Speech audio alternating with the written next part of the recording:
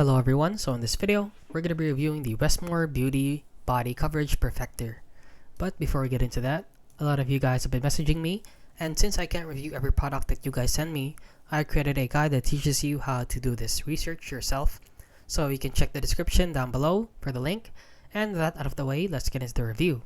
So as you can see, you have it here open up on Amazon, and if you don't know what this is, it is basically just like a concealer. So for example, you have a birthmark or burn marks.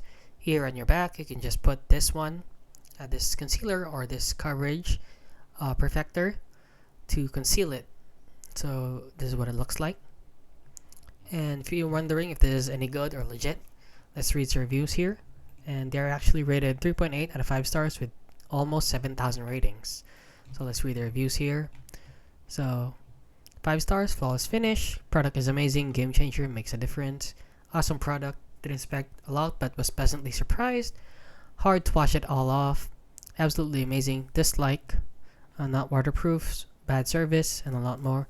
So the reviews on this one is a bit of a hit or miss. So if you really want a good one, I would advise you just buy a good concealer instead of this one.